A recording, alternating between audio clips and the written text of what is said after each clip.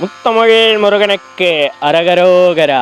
இன்னைக்கு இந்த கண்ணொளி பதிவுல நம்ம என்ன பார்க்க போறோம்னா, இறப்பு நிகழ்ந்து 1 வருடம் ஆகாமல் ஏதேனும் இறை வழிபாடோ அல்லது சுப நிகழ்வுகளோ செய்யலாமா அல்லது கூடாதா என்று எழக்கூடிய சந்தேகங்களுக்குண்டான தெளிவுகளை தெரிந்து கொள்வோம். அன்பார்ந்த அடியார்களே, பல அடியார்களினுடைய மனதில் எழக்கூடிய சந்தேகமானது, ஐயா, இறப்பு நிகழ்ந்து 1 வருடம் ஆகாமல் அவரினுடைய குலதெய்வத்திற்குரிய பூசைகளை செய்யலாமா கூடாதா என்று கேட்கக்கூடிய அடியார்கள் தாராளமாக அவர்களினுடைய குலதெய்வத்தினுடைய பூசையை செய்து கொள்ளலாம் என்று சொல்லப்பட்டு வருகின்றது. காரணம், அவர் குலத்திற்குரிய தெய்வமாக குலதெய்வமானது விளங்கக்கூடிய காரணத்தினால் அந்த குலத்தை காக்கக்கூடிய பொறுப்பும் குலதெய்வத்திற்கு இருக்கக்கூடிய காரணத்தினால் அந்த தெய்வத்திற்குரிய பூசைகளை தாராளமாக எந்த ஒரு தடையும் இன்றி செய்யலாம் என்று சொல்லப்பட்டு வருகின்றது.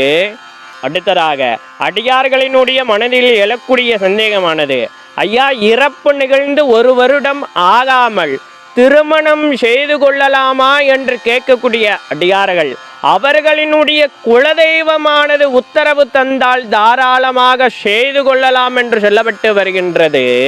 அடுத்ததாக அடியார்களுக்கு எழக்கூடிய சந்தேகமானது, ஐயா, இறப்பு நிகழ்ந்து 1 வருடம் ஆகாமல் விரதமாலைகளை அணிந்து கொள்ளலாமா என்று கேட்கக்கூடிய அடியார்கள் விரதமாலைகளை அணிந்து கொள்ள விருப்பமுள்ள அடியார்கள் இது போன்று கர்ம கிரியைகளில் கலந்து கொண்டவர்களாக இருந்தால் 3 மாதத்திற்கு பிறகு தாராளமாக விரதமாலைகளை அணிந்து கொள்ளலாம்.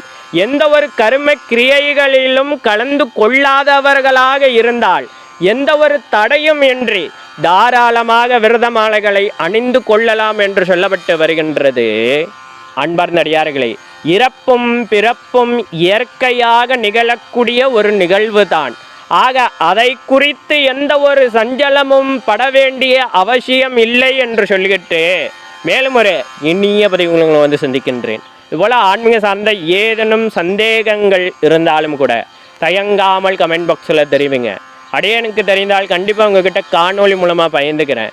நமது தமிழ் வேதம் 92 சேனல் இன்னும் சப்ஸ்கிரைப் பண்ணாத அடியார்கள் மறவாமல் சப்ஸ்கிரைப் பண்ணி பக்கத்தில் இருக்கிற பெல் பட்டன் அமைச்சிட்டு ஆல் ஆப்ஷன் தட்டிங்கன்னா நாங்கள் பதிவு செய்கிற ஒவ்வொரு காணொலி பதிவும் உங்களை வந்து அடையும்.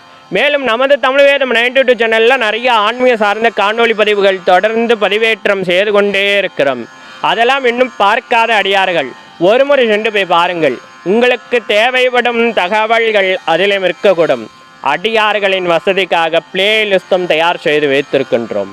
சர்வம் முனீஸ்வரம் சகலமும் முனீஸ்வரம். நம சிவாய.